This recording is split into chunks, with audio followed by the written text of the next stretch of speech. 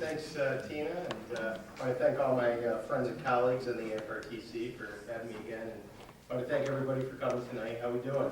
Good. Are you awake? Okay. I think the weather was so nice over the weekend. You know, I almost feel like we angered the weather gods. You know, it's like a Greek tragedy that you just expect the weather gods to wreak havoc. So, anyways, you may have missed it in the 2008 campaign because John McCain didn't talk about American exceptionalism. Maybe I didn't follow closely enough, but I don't think he addressed that topic. So it's something near and dear to my heart. So you know, we hear too, you know, with the war on terror, at least we used to, that well, we're fighting for the American way of life. But what does that mean, really? And do our politicians really know what it means, or do they even care what it means? Well, I'm sure I speak for everybody here when it means a whole lot to us. If you'll indulge me a little bit, you know, George Will was one of the persons interviewed on a documentary about Thomas Jefferson. You may have seen it on PBS a number of years ago. And he was at his best. He says, you know, does anybody really know what it means to be French? He says, no. So where did Germany come from? Germany just sort of arose from the mist at some point. But he said, everybody knows what it means to be an American because we have our own catechism. It's called the Declaration of Independence. And you would have had to have seen it to appreciate it. Just, he was so proud of that, and rightfully so. It really does mean something. Also, too, you know, I'd like to at least preface everything I'm about to say with talking about the power of an idea.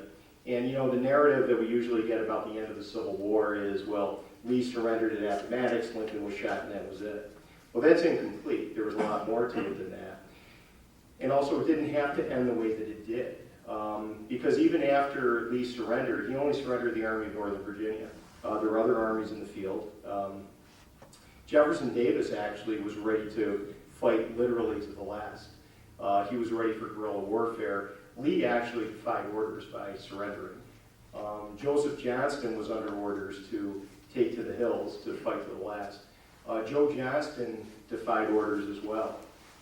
Nathan Bedford Forrest, rather remarkably, I mean, he founded the KKK, but he surrendered.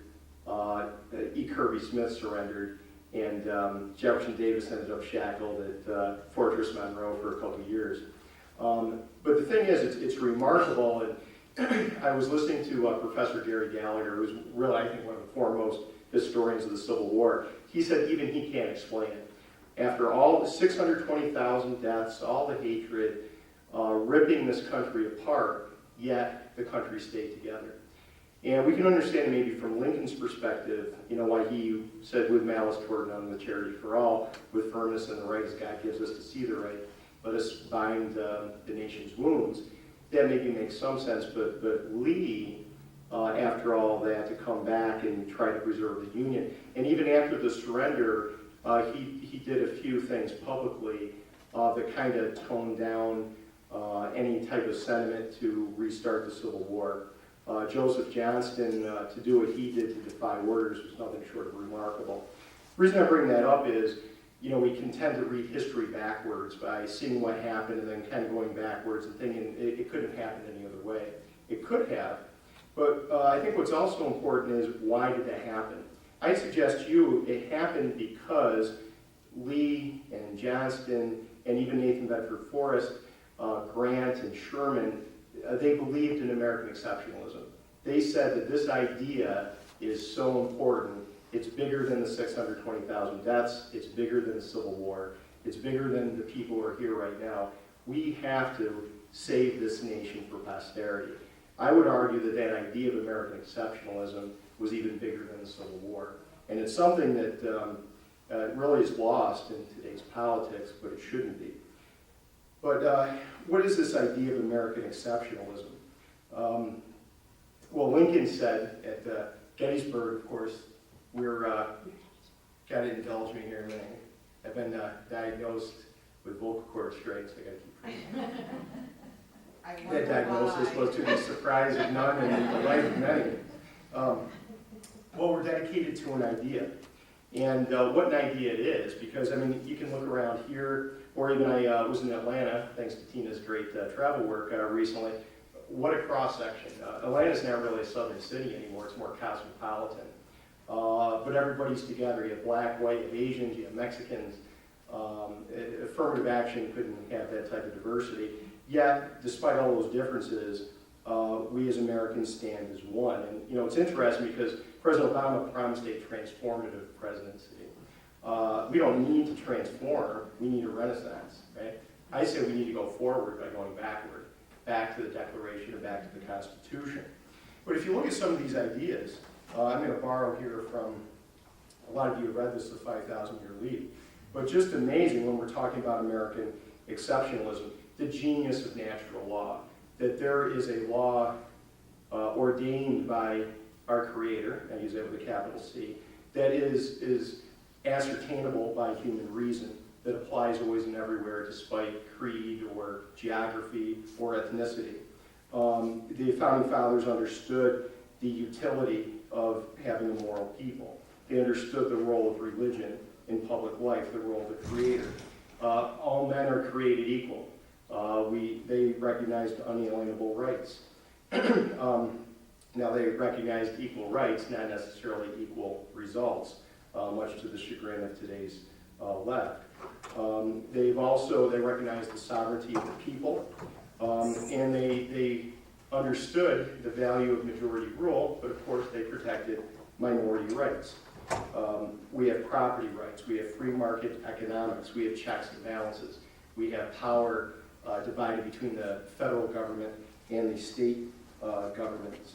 And even some things that have kind of been lost, but were certainly there during the founding, you know, the rule of law, avoiding entangling alliances, and avoiding the burden of debt. Just idea on top of idea on top of idea that makes America literally unique. I think that's an abused term, but here I use it literally, deliberately, and with emphasis. We're really one of a kind. And if you take a look at the results, I mean, it's, you know, it ain't bragging if it's true, right? I mean, we took on the greatest power in the world.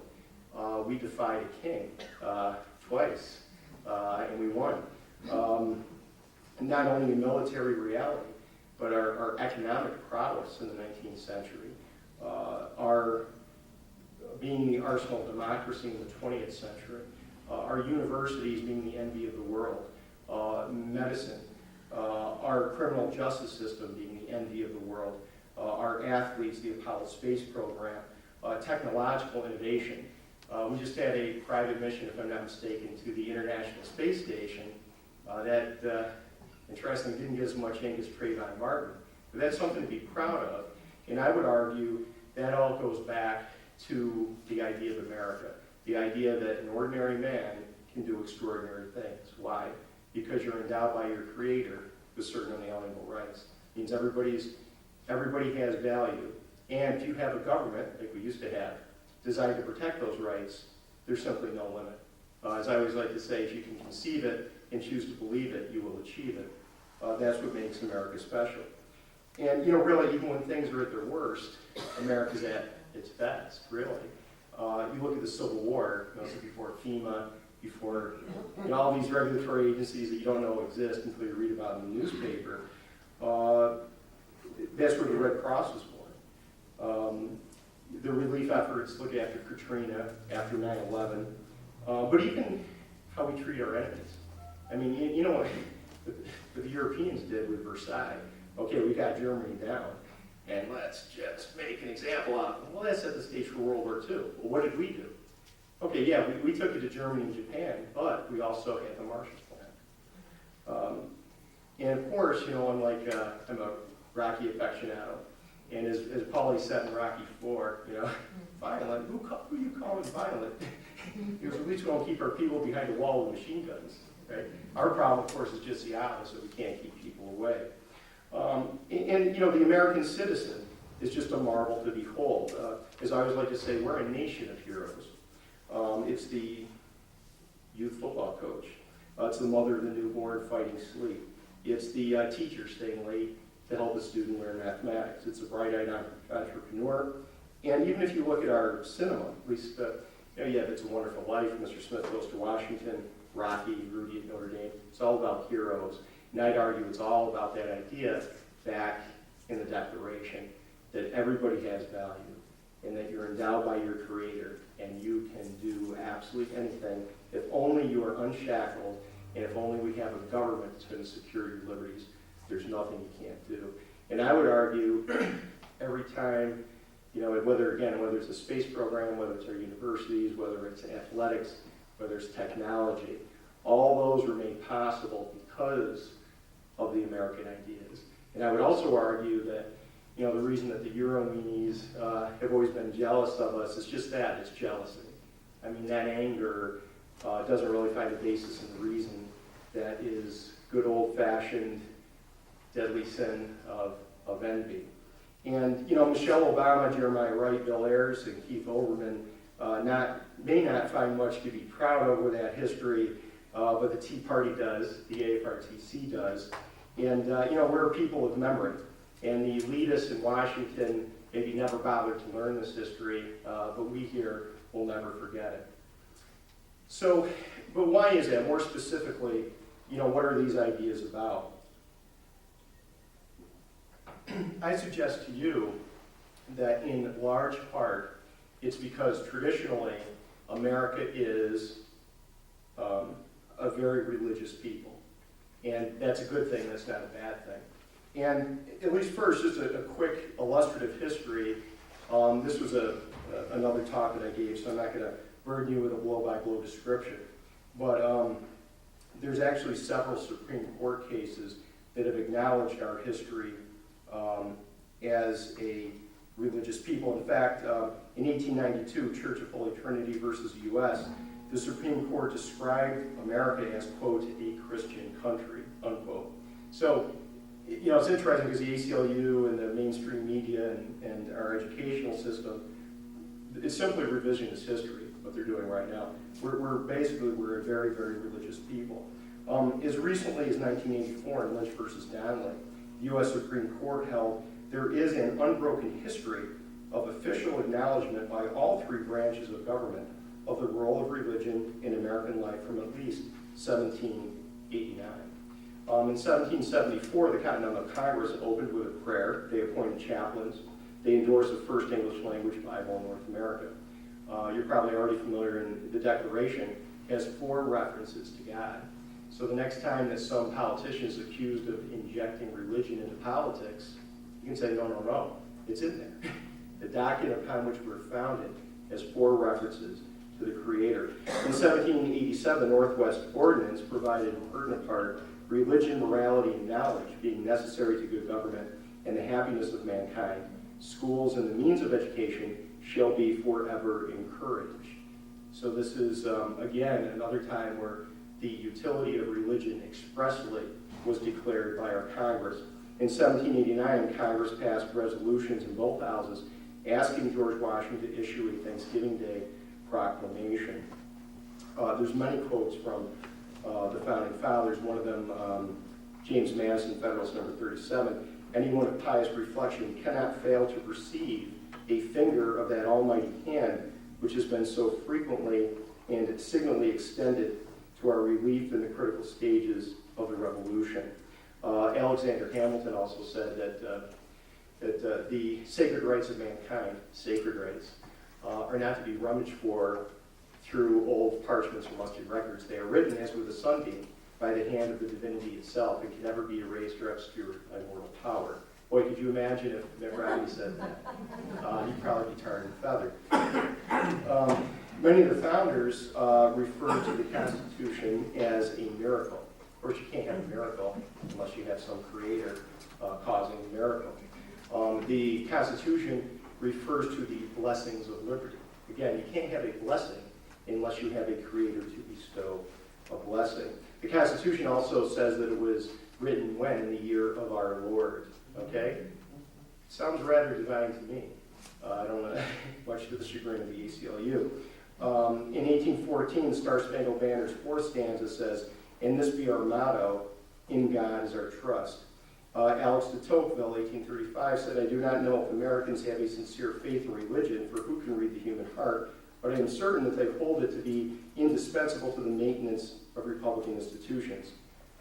This opinion is not peculiar to a class of citizens or to a party, but it belongs to the whole nation and to every rank of society." In 1861, Lincoln's first inaugural, He stated that patriotism, Christianity, and a firm reliance on he who has never yet forsaken this land are still the best ways to solve our problems. 1862, very popular martial song, Battle Hymn of the Republic, that reads like a psalm. You just can't, a blind man can see the references to Scripture in Battle Hymn of the Republic. The Emancipation Proclamation in 1863, Lincoln said, "I invoke the gracious favor of Almighty God." In 1863, the Gettysburg Address said, "This is a nation under God." In 1864, "In God We Trust" was placed on the coinage. And since 1938, it was on our bills. 1865, Lincoln's second inaugural, in only 703 words, God is mentioned 14 times, and the Bible is quoted twice. The second inaugural really reads more like a sermon than even a political speech. In 1954, under God was inserted into the Pledge of Allegiance. In 1944, FDR led the nation in prayer after D-Day. 1961, JFK's inaugural, he said God's work must be our own. Quote, "The rights of man come not from the generosity of the state, but from the hand of God." In Martin Luther King's 1963 I Have a Dream speech, he quoted from Isaiah chapter 40. In his famous 1963 letter from a Birmingham jail, he quotes St. Thomas Aquinas, St. Paul, St. Augustine, natural law, the Old Testament. He lauds early Christian martyrs and speaks glowingly of the Christian faith, and he ends the letter thus: "We will win our freedom because the sacred heritage of our nation and the eternal will of God are embodied in our echoing demands." Okay, that's Martin Luther King. A tour of D.C., the Washington Monument, Jefferson Memorial, Lincoln Memorial, on and on and on, references to God, to Scripture. Today, Arizona, Florida, Ohio, South Dakota, state mottos have some reference to God, and so on and so forth. That's just a brief overview. So it's a deliberate ignorance of history to say that we're anything other than a Christian nation traditionally. Now, why is that important? Is that just simply some historical footnote? No, I say it's not. I say it's central to American exceptionalism, and it's something that we're losing. Well, why is that? I'd argue that there's a positive correlation between freedom and virtue, a positive correlation. So as virtue increases, our freedom increases. As virtue decreases, our freedom decreases. Some examples of that. An oath, so help me God. Well, if you're an atheist, does that oath really mean too much? Probably not, okay? That's going to mean a whole lot more to someone who has hope of heaven and fear of hell. And how important is an oath? There may be other examples, but the reason we use an oath is that there's some people we have to trust that we can't trust, right? President, judge, police officers, and the military. There may be more, but those come readily to mind. We have to trust you, but we can't because we don't know what you're doing. So what do? Oh, a jury also. Jury. You take an oath. We have no idea if you're going to do the right thing, so you take an oath. It's between you and God, okay? If I do the right thing, I get essentially covenant blessings. If I don't, I accept the covenant curses, okay? If you believe in heaven and hell, that's something important. If you don't, it's not. The oath, I would say, is crucial to a free society, but the oath only means something if you're a religious society. Hope for heaven and fear of hell is the ultimate check on power, right? I mean, for someone who has some religious sentiments, some religious ideas, you may be savvy enough to, you can bribe the Vestal Police Department, you can bribe the DA's office, you can bribe the Attorney General's office, but you can't bribe the judge with a capital J, right? That increases our freedom because it gives us some sort of trust with our government. It improves the choices of our candidates. The more virtuous people we have to choose from, the better candidates that we're going to have. Environmental issues. Typically, I think you would say, or traditionally, I would say Orthodox Christianity would see humans as stewards of the environment. There would be some sort of moral obligation any believer would sense for future generations. So virtuous people are also environmentally conscious people. How about the workplace? Well, a religious person has a sense of justice with a capital J, right? It's a virtue, and I always use virtue with a capital V, just to stick it to people. But think about that. You have a sense of, for example, treating your employees well, having a safe workplace, having an enjoyable workplace. Sexual harassment is not the type of thing that you would expect with a believer. These are all good things. There's a utility, getting beyond the truth of it or the lack of truth. The utility, I would argue, of Christianity cannot be denied. How about, again, the virtue of justice? I don't think that a real serious believer would want to burden future generations with crippling debt. If you're an atheist, who cares, because you're just going to go back to your random biochemical particles or whatever. I would argue that I think a believer would be a little bit reluctant to saddle future generations. How about the family? You think adultery is a problem, illegitimacy, spousal abuse, child neglect, and on and on and on. Nothing works perfectly, but there's a higher probability that a religious people have intact families than an irreligious people. Even child rearing, if you look at Europe, a lot of you are familiar with the statistics. Europe is dying. It's basically a form of suicide, other than Albania, which is basically a Muslim nation. Europe for years, has not even had replacement rates. That's something very consistent with atheism. There's a lack of hope, there's a certain selfishness, and there's not a lot of children. That what I would call like radical contraceptive mentality has societal effects, and they're not good. You don't have that with a Christian people. Drug use, whatever you think about law enforcement with respect to drug use, I think most of us would think that use of marijuana and cocaine and such is probably not a good thing.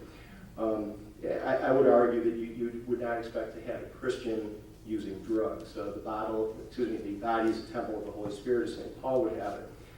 You're a lot less likely to have illicit drug use. That's a good thing. It reduces the incidence of organized criminal activity. We're all sinners, but I would think the more virtuous of the people you have, the sin would be more the aberration. You're not going to have too many Crips and Bloods who claim to be Christians, I would argue. Journalism, we have more honest journalism. Why? Well, bearing false witness, gossiping, slander, those aren't good things to the Christian. You have better journalism. Voluntary activity, right? Corporal works of mercy. As the Christian would have, you'd have more voluntary activity. That's a good thing.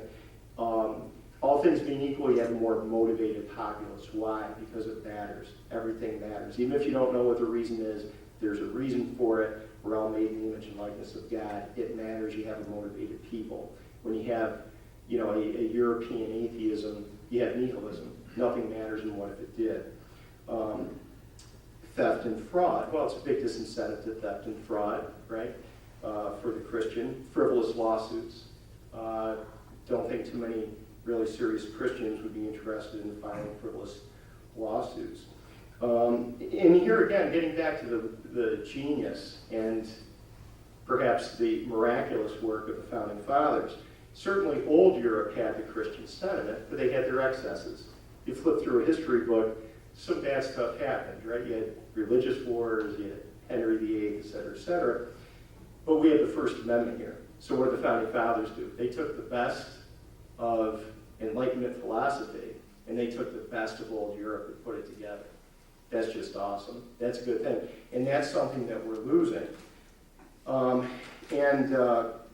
This administration has actually declared war. If I'm not mistaken, wasn't Kathleen Sebelius said this is a war? I think she used that word. But we have the HHS mandate for contraception, sterilization, and abortifacient drugs. Now, a number of problems with this. One is, of course, you have Obamacare that we talked about a number of times here, really not constitutional to begin with. Assuming it is constitutional, Congress didn't make that mandate. This is an administrative agency, so you have a violation of the separation of powers. Moreover, this is done really as a direct attempt to attack religion, and it's done in a very, very sinister way. Obama sat down with Archbishop Dolan in 2009, evidently man to man, and he said, "Don't worry, I respect you Catholics, and I don't have any problem with you." And that was a lie. Also, the lie is, well, boy, if the Catholic Church isn't providing contraception, where are they going to get their contraceptives from? Like, are you kidding me? I mean, has anybody been in line here at CVS? I mean, you can't avoid it. And then you have that thing at Georgetown University where, oh, it's $3,000 a year, we're going to go bankrupt. I mean, how stupid do we look? It's lie on top of lie on top of lie. Catholic foster care and adoption services are being run out of business because they won't place kids with homosexuals. In fact, this administration is so radical. They want to control the church structure and governance. You may be familiar with the case. It's Hosanna Tabor Lutheran Church and School versus the EEOC. There had always been an understanding, it wasn't expressly stated by the Supreme Court, but that labor laws do not apply to churches. And the reason is, if the government can get involved in hiring and firing decisions of a church, wow, you talk about the establishment clause, where's the free exercise of religion? It's always been that way. But this good Christian gentleman, Mr. Obama's EOC, said, well, no, we don't think so. We think we should be able to make those decisions. 9-0, he lost. Now, this isn't just any unanimous decision. This is Stephen Breyer, Ruth Bader Ginsburg, Sonia Sotomayor, and Eleanor Kagan all said, whoa, that's too radical for me. How sinister is an administration that is to the left of those four people that I just mentioned? Okay. Obama-sponsored fundraisers for the anti-Christian Dan Savage.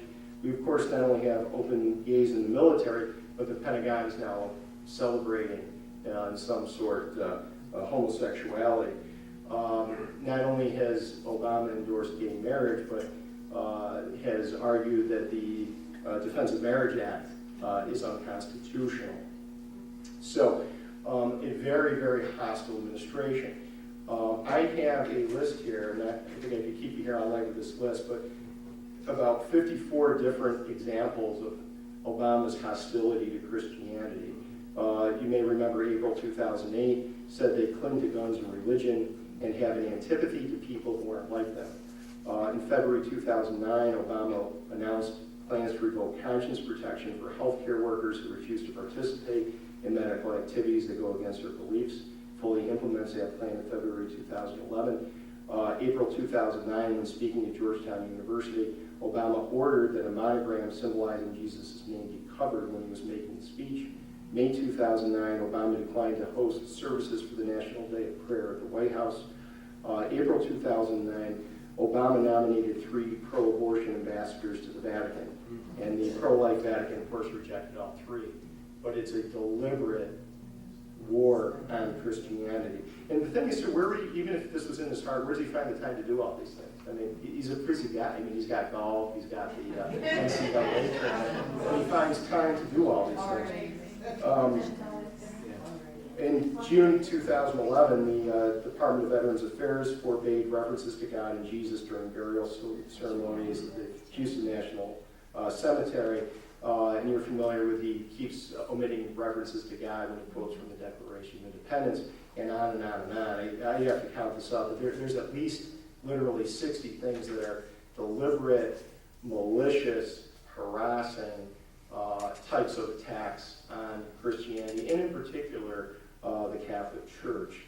And that's, we have constitutional issues with that, but I'd argue it goes even deeper.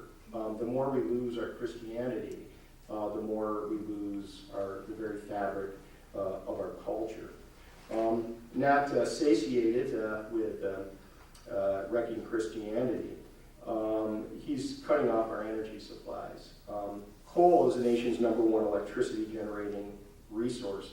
His EPA, again, bypassing Congress, going to his own czars and his own cronies, has basically put 32, mostly coal power plants, out of business and threatened 36 others through just absolutely pernicious rules that are designed to do nothing but put them out of business, which, if I'm not mistaken, did follow through on one of his campaign pledges, if I'm not mistaken.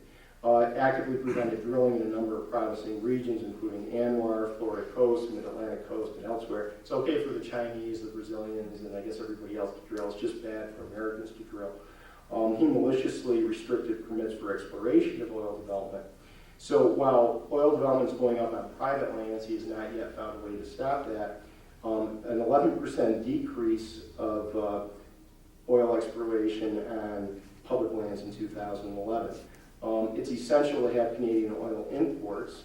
Depending on who you talk to, I mean, this could be 250,000 jobs. We don't have it because of this administration.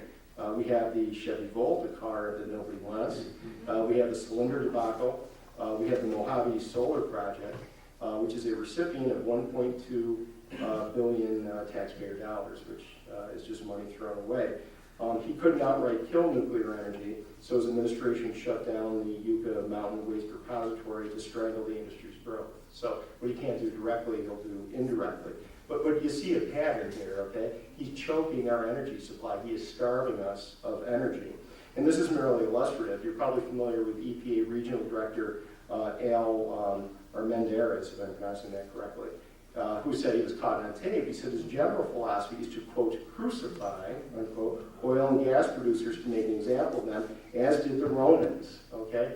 Now, I read an article about him. He wasn't just having a bad hair day. This is entirely consistent with everything that this guy has done, and this is the type of people that Obama has put into his EPA. The EPA has made frivolous claims about fracking. There's a lot of examples about that, but they're just harassing people. You may be familiar with the executive order on March 16th, which gives the White House absolute control over all the country's natural resources in the case of a natural disaster, as defined by the administration, or during a time of war. Wow, I mean, he basically set the dictatorship by executive order. Now, this isn't just some, John Birch society, no disrespect to John Birchers, but I mean, it's not a conspiracy thing. Even Dick Morris, in one of his lunch podcasts, he referred to this and he just said, hey, this is breathtaking, okay? Now it gets worse. You may have seen that the EPA wants to regulate, because under the Constitution they can regulate intrastate waterways, okay? So if they wanted to, they could regulate Cayuga Lake, for example. They want to regulate everything, like even little ditches, okay, during construction projects. The smallest ditches, if there's any depression, water can or does get in there, they want to be able to regulate it. That's insanity. On private property. But this is his EPA. This is the EPA. So this, the founding fathers had a word for this, which ought to be used a little bit more often than we do. It's called tyranny. Okay. So you have someone who has had an open war on Christianity. The other thing I want to add is, well, how's the Arab Spring going in Egypt? Really well. Isn't that something? Yeah. Mubarak wasn't the type of guy that I'd probably want over to one of my picnics, but beats the Muslim Brotherhood. But isn't that interesting? Someone who kept the peace with Israel and really protected the Christian minorities for 30 years. And it's going to get ugly there. Boy, and why does everybody think he's a Muslim? I don't know. Must just be racism. Immigration. We know he doesn't enforce the laws, which is bad enough. Arizona is basically being colonized, okay? Article 4, Section 4 of the Constitution provides that in the case of an invasion, a state can take up arms if the federal government does not assist them. I would argue that Arizona's approach is extraordinarily timid. I think they have the right under the Constitution to self-preservation, which would only make sense. I mean, do you really think that the people that were on the fence for signing on to the Constitution, if they knew, oh, by the way, the federal government can cause you to commit suicide, I mean, do you really think they would sign on to that? Absolutely not. I mean, the state has to have the right to some sort of self-defense. All that Arizona was doing is they were simply assisting the federal government in a very timid way in enforcing the laws they didn't want to enforce, okay? And you probably, if you read anything about the oral argument, even Sonia Sotomayor said to the Solicitor General, we're not buying it. You're not even making sense, okay? That's not a good thing, okay? And that I bring it up because I just want to emphasize how absolutely radical this administration is, okay? You don't get those comments as a first-year law student making an argument when you don't know what the heck you're doing. The Solicitor General got that from left-wing Sonia Sotomayor. How very radical are they? And of course now, they're also suing Alabama. We have voter ID lawsuits. We have Fast and Furious that they're stonewalling on. And now, of course, Obama just said, okay, I'm not going to deport anybody, right? I mean, what's Article 2 say? He's the executive. He enforces the law, okay? How brazen is that? Dick Morris said this a while ago. He was I thought he was very frank about the whole thing. He says, after, I don't know if it was 2000 or 2004, he said the Democrats realized they could never win the White House with these demographics, so they decided we're just going to change the demographics. That's what this is all about. So we have a president here who's destroying the Christian family, persecuting Christians, depriving us of energy while promoting a radical environmental agenda, refusing to seal borders, and then stopping Arizona and Alabama, because Alabama's under suit right now. Well, so this is just a flagrant abuse of executive power. Now, interestingly, you know what his campaign slogan is? Forward. Yeah. Forward. Now, that's interesting because, as you may have read, I mean, it not only is militant, it's not just progressive. This is borrowed from Marxists and fascists in Europe in the 19th and 20th century. Okay, now we add in what he's doing to the military, and this is coming from Dianne Feinstein, an avalanche of leaks.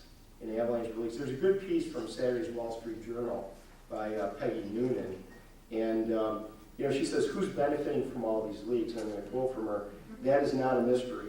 In all these stories, it is the president and his campaign that benefit. The common theme in the leaks is how strong and stealing Mr. Obama is. He's tough but fair, bold yet judicious, surprisingly willing to do what needs to be done.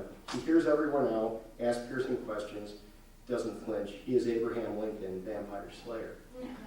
But the reason I bring that up is, okay, let's just connect the dots. We have all these leaks, and who benefits? The president does.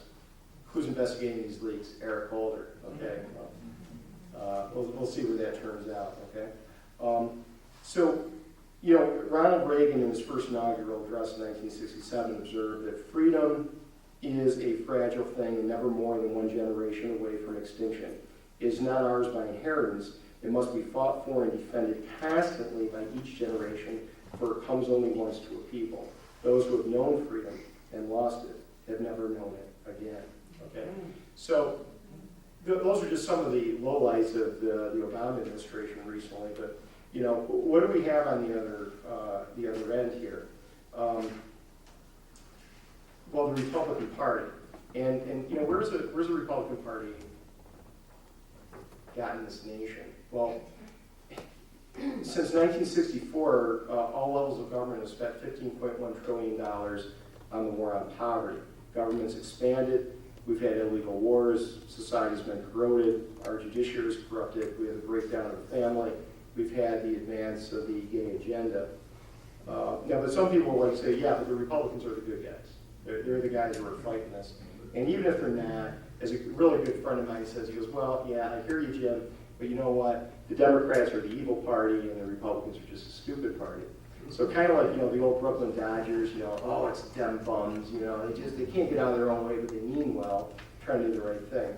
I'm going to borrow here from Dr. Dobson. Anybody a Dobson fan? I'm going to try to imitate his southern drawl as best I can. Because we have two political parties in this country with two very different ideas of how to govern. On the one hand, you have the Democrats who will shove their agenda down your throat by any means at their disposal. The Republicans, on the other hand, will rule in such a way as to never get noticed. And I think that pretty much sizes it up. I think you have Republicans, maybe they don't go too far in facilitating the decline of America, but yet at the same time, they don't want to get noticed. They don't want to fight the fight.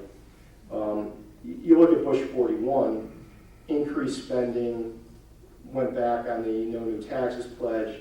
We have the Family Medical Leave Act.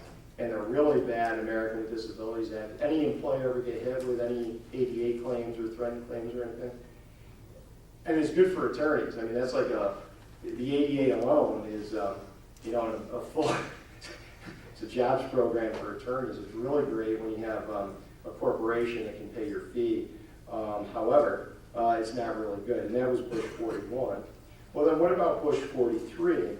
Well, it's interesting because you have Karl Rove, who has a fairly regular piece in the Wall Street Journal, and he's critical of Obama's expansion of government and spending. But how was Karl Rove's administration with Bush 43? In his 2006 State of the Union address, President George W. Bush proposed a 22% increase in clean energy research at the Energy Department, a doubling of basic research in the physical sciences, and the training of 70,000 high school teachers to instruct advanced placement courses in math and science. We have spending went up 83% during Bush's presidency. Bush increased the federal government's share of GDP by 2.2 percentage points, and that was before the financial crisis, the bailouts, and TARP. We also have the No Child Left Behind Act. As far as Medicare is concerned, the Bush administration made the Medicare program $18 trillion worse. So that was under the W administration. Those are some of the lowlights there. But even after all this, you know, then you have, okay, so the Republicans get slammed in the 2006 elections. McCain gets slammed in 2008. And you have the rise of the Tea Party. But even after all that, there's a very, very clear mandate, despite the Republican Party. Remember Michael Steele said, oh, we can't take back the House. No, we're going to lose. It was the Tea Party that got that done, right? Not, I mean, despite the Republican Party, okay? But anyways, you have the fourth branch of government going crazy. Where is the outrage from the Republican Party? Where's the defunding? What about the illegal wars? What are they doing? Where is all this? I mean, that Obamacare, I mean, in a way, that was a gift. I mean, John Boehner should have been having hearings. He should have been defunding. And I'll tell you, the Wall Street Journal just had a piece today about that. About, you know, in a way, the Republicans don't know what to do if that gets overturned. Because a good number of Republicans are like, well, but there's some good ideas in there. Why don't we use it? And it's like, how? You know, what do we have to do? Government is the problem. We want liberty. You know, we want to be able to make our own choices regarding health care, get off our backs after all this, okay? And even, I think, is it Jim Turner who got Wiener seat in Brooklyn, if I'm not mistaken? I heard him speak up in Otsego, and you know, it's the same thing, because what's the answer? Oh, we just need more seats in the House. Just, no, you don't. You already have the House. What are you talking about? You have the purse strings. How stupid do we look? You know, you have the purse strings. Defund it. Kathleen Sebelius wants to make this mandate. Tell you what, we're not paying your electric bill. We're not paying your water bill. We're not paying your salary. Get out of Washington. These answers are not rocket science. It just takes some moral courage, which the rhinos do not have. So this pattern, and even, you know, and getting back to Karl Rove, yeah, I do follow that very closely just because I want to get a pulse beat on the Republican Party. Right from the get-go, right from Obama's inauguration in 2008, it's all about jobs, it's his economy. So what's he saying? It's the macroeconomic numbers. That's all it is. Well, you're playing into Obama's hands. Why? Well, one is those numbers can be manipulated, and I think they frequently are. Two is talking about Carl, is this what it's all about? No, it's about liberty. Okay, have you ever heard a rhino use the word liberty? I don't think so. Okay? The pattern to me is unmistakable, is the Republican Party gets slammed in an election. And then they start to talk the talk. Okay, then, oh, absolutely, they're like an abusive husband that, oh, honey, I learned my lesson, I'm going to stop it, right?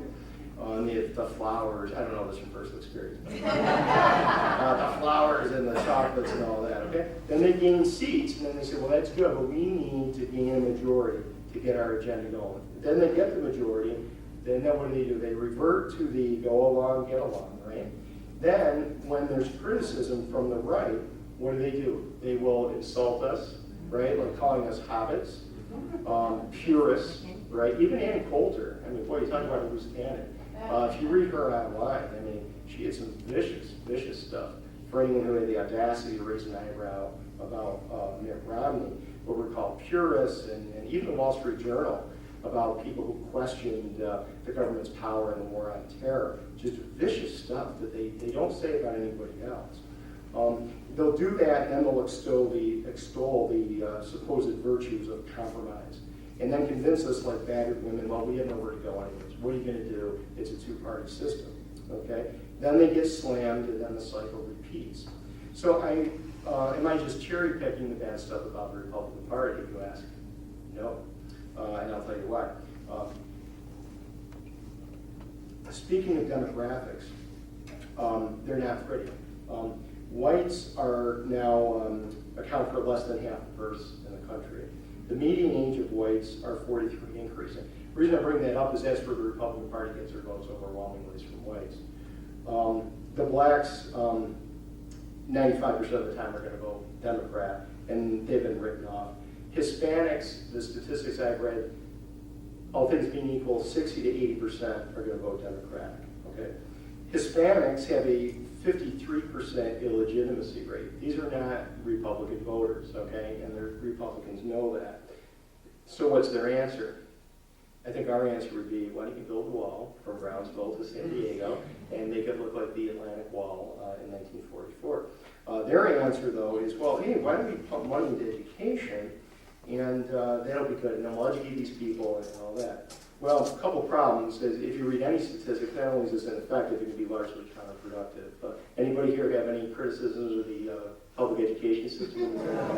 Okay, and beyond that, we're tapped out. I mean, we're bankrupt. We don't have any more money. But the Republican reason for being is tax cuts, but the problem is these are people who don't pay taxes. You can't cut, I guess you can keep on giving them tax credits, but you can't cut taxes that don't exist. So what does the GOP do? They try to outpander the Democrats and they offer amnesty. But how are any of these people, even if you do grant amnesty, going to vote Republican? I mean, are they going to vote themselves off the public dole? And if they don't, I mean, are the Republicans going to outpander the Democrats? I don't think so. But what's missing from this equation? Any talk of liberty. Again, never underestimate the power of an idea. The Republicans, I think, underestimate the power of any idea. But the Republican establishment this is all very predictable. They're reaping what they've sown. They were part of the Great Society. They've been lopping taxpayers off the tax rolls. They have been militantly advocating open borders. I mean, any politician, any person who starts talking about shoring up those borders or deportation gets slammed. Okay, like where's Tom Tancredo now? Nobody knows. You know why? He wanted to seal the borders. He's out of his clan bank. Okay, that's just one example. But beyond that, electoral history points actually to the extinction of the Republican Party. Here's why. Let's go back to those heady days of 1984. Reagan, as you'll recall, lost only D.C. and Minnesota. I got to say, I had a bit of sadistic satisfaction. I remember Mondale, just 2 or 3 days before the election, he's at a parade. He looked terrible. And there's all these chants of all 50 states, all 50 states. And I just said, I almost climbed inside the TV. I said, that's what you get for talking that way about Reagan. You know? So he wins 58% to 40%. But I'd argue that was the last Republican nominee who ran on ideas. So the establishment, what do? They saddle Reagan with a Rhino Bush 41. Well, where's that gotten us? Since 1984, New York State has been lost every time by the Republicans, from 51 to 49% in 1988 to 62 to 36 in 2008. New York State, of course, is now simply written off. It's the Republican Party that doesn't bother. Bush 41 won California in 1988, but the Republicans lost every time since then. In 2008, McCain lost 60 to 36. California is now written off. Bush 41 won Illinois in 1988 and 1992, but the Republicans lost every time since then. McCain lost 61 to 36. Illinois is now written off. Okay, do you see a pattern here? In 2004, Colorado barely went Republican 51-49. In 2008, McCain lost 53-44. That's not written off, but that's obviously problematic. Nevada in 2000 was 49-45 Republican. 2004, that closed at 50-47. 2008, it was lost 55-42. Not written off, but that's a problem. New Mexico, 2000-2004 was a dead heat. 2008, McCain lost 56-41. New Mexico's a problem. Arizona went Republican 54-44 in 2004, and it was McCain's home state, of course. He won 53-44 in 08. But with the colonization by the illegals, Arizona is a problem. So if you take a look at that, I mean, with those demographics, those states swinging that way with those electoral votes, and also what's going to happen when Texas flips? Texas is getting colonized as well. How can the Republicans possibly put together an electoral majority when they refuse to talk about ideas? Okay, it's just, but we're going to cut your taxes and we're going to have this rear guard action. Okay, so then the question becomes, well, can we reform the Republican Party? Well, a couple problems with that. One is, I don't think we have the time between the immigration issues, our military is being compromised, we have Obamacare. I mean, how do you really recover from Obamacare if, God forbid, that really gets instituted legislatively? And the debt, I mean, those problems alone, how much time do we really have? How many election cycles until we reform the Republican Party? Moreover, I mean, it's not as though the Republican establishment is just going to sit back and allow themselves to be reformed, okay? For example, whatever you think about Ron Paul, I thought he had some very important ideas, between getting us back to the Constitution domestically, avoiding unnecessary wars abroad. I don't know that, how practical ultimately his ideas were, the way he articulated them, but those are important ideas. There's a basic blackout for Ron Paul. I mean, the establishment was successful just blacking out news about Ron Paul. Now, it may well be he's not fit to be president, but we should make that decision, okay, not the Republican establishment. But see, they don't want to argue. They don't want those arguments about foreign policy. They don't want those arguments about restricting government. How about Christine O'Donnell? I've never seen Karl Rove as angry as he was on Fox News with Christine O'Donnell. I mean, just vicious. Also, the establishment filed frivolous election law violations against Christine O'Donnell. Okay, that's what happens. Where's Dan Quayle? He went to the political wilderness. Alan Keyes. Alan Keyes spoke at the 1992 Republican National Convention. Tremendous speaker. And that was a tremendous speech. He's been exiled. Steve Forbes, since the mid-1990s, has been talking about market reforms to health care. Wow, you think we could use those ideas now? He's been exiled. Alan West, they're trying to redistrict him or do something, so he's gone. But if you see it, anyone, these are just some examples, anyone who would come up to reform the Republican Party is going to be destroyed, okay? The 2012 presidential primary process, I think, was largely rigged. Now, may well be Romney's the most electable, may well be he's perfectly fit to be president, but we should make that decision. But what happened?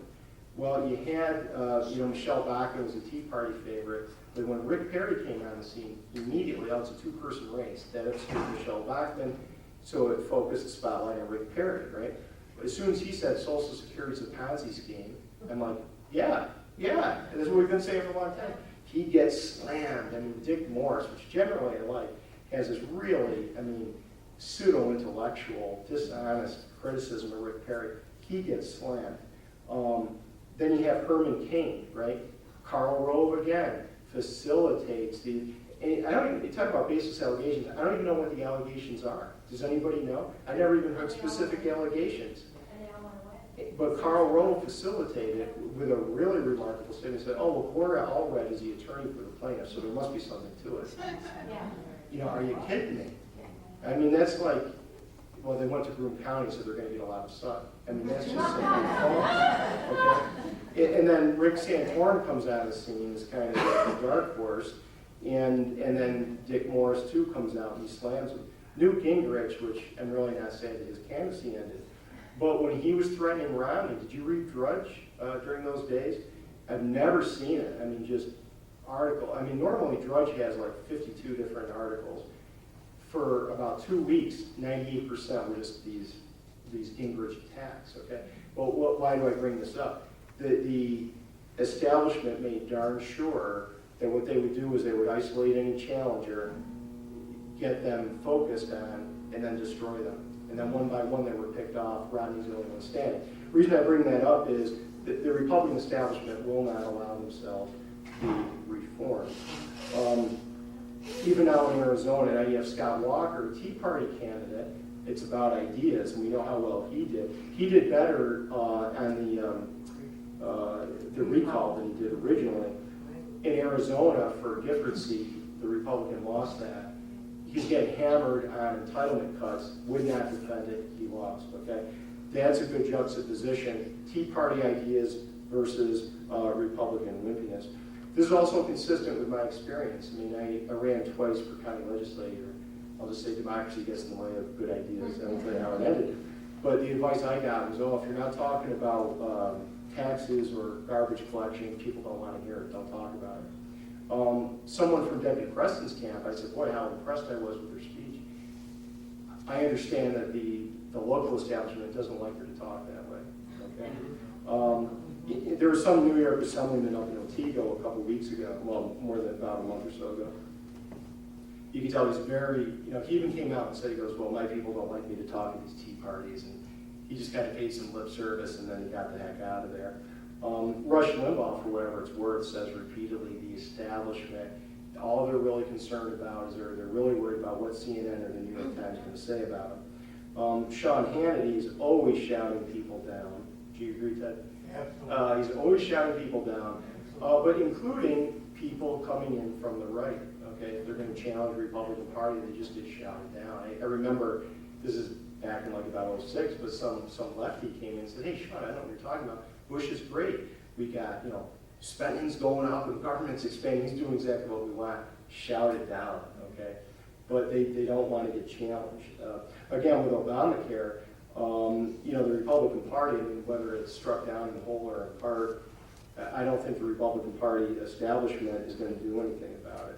When the president came out and supported gay marriage, instead of taking that issue on, what was the response from the establishment? Oh, that's a distraction because Obama doesn't want to talk about the economy. So they didn't engage in that. They just got back to, well, we don't have enough jobs. Okay. The other thing, too, is the establishment has bought into this dichotomy. There's social issues and then there's economic issues. Never the twain shall meet. And we're only going to talk about the economic issues. I say that's simply false. I say it's all about morality, okay, for the reasons that I said. Why are, illegal wars? Well, that's wrong, okay? If the Crips and the Bloods are having a war over here and you can't go get some milk, well, yeah, there's economic consequences, but at the end of the day, that's wrong. It's all a moral issue, okay? So I think the rhinos are dead wrong on that. And quite simply, they just won't make the argument. So where do we go from here? I say the time is now for a third party. By now, I don't mean 2012. I mean, it's not going to do any good just to pull the lever for a third party and just throw the election.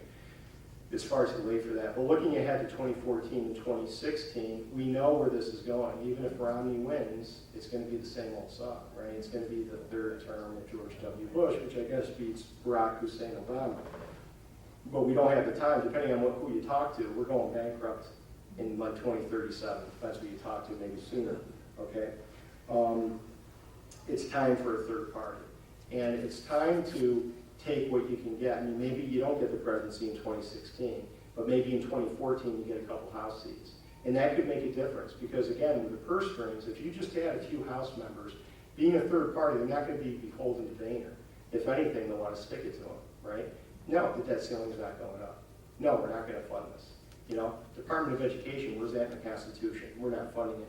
If you could just get a few House members, and I would believe if you really got a third party going, you'd get some of the more principled Republicans to flip. Maybe Rand Paul would flip and join the third party. Maybe you get a couple seats in state legislatures.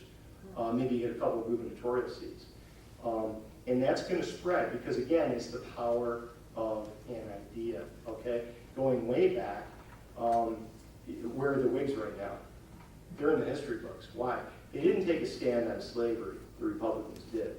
That was a very powerful idea. The rest, as I say, is history, okay? If you had a third party with ideas, with the Tea Party out there, the sky's the limit. There's nothing that we can't do.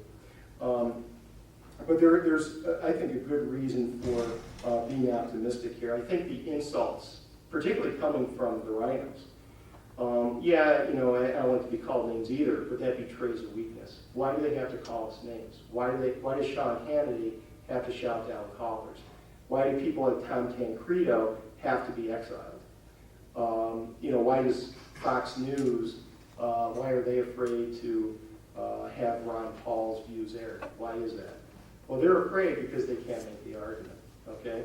And if you'll indulge me in a sports analogy, you know, what happens when your opponent can't go left in a boot camp? What are you going to do? You force him left. He's shown weakness, right? You go after that weakness, okay? My St. Vincent's game, tough game against an arrogant coach, okay? And some arrogant parents over there. So this was a grudge match, even though it was CYO, right? And I like to run that court. I like to run the break because I like to wear down my opponents. And break's not really going. About midway through the third quarter, we got our break going. And I heard the coach telling his players to slow it down. As soon as I heard slow it down, what did I say? He has shown weakness. So I'm just pushing to the max and push it, and we wore them down, okay? That's what you do. When they've shown weakness, you wear them down.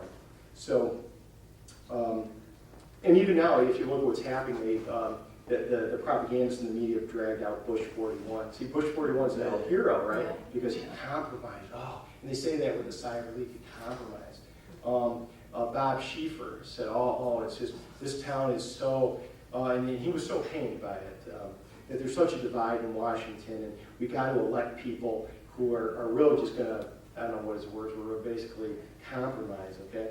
But what's that? They're showing weakness, okay? Because they know they cannot challenge our ideas, so they hit us with this stuff. They've shown weakness. So what I say is, let's run them, right? Let's run them. Keep it up. You keep up the Tea Party, but we got to start thinking outside the box. We got to start thinking beyond the rhinos. We got to think beyond what Karl Rove wants and what Sean Hannity wants and what John Boehner wants, okay? And again, the word is what? The word is liberty. We want liberty. We don't send you to Washington to compromise. We don't send you to reach across the aisle, with a gang of 14, No, you are there. It goes back to the Declaration, right? Governments were instituted among men to secure our liberties. That's why if you can do it by compromise, great. If you can do it by filibuster, great. If you can do it by defunding HHS, great. But it's about liberty, okay? And if you're not about liberty, you're about tyranny. If you're about tyranny, you should hear it from the Tea Party, right? Okay, so let me just leave you with this. So thank you for listening. But remember, America's a nation of heroes, right? From the Battle of Lexington Green to Yorktown to Little Round Top to the Apollo Space Program to Emmett Smith on January 2nd, 1994, playing with a separated shoulder, literally single-handedly carrying the Cowboys over the Giants to secure first place throughout the playoffs. Okay, America's a nation of heroes. And never underestimate when Americans are united, okay, in common cause, there's nothing we can't do.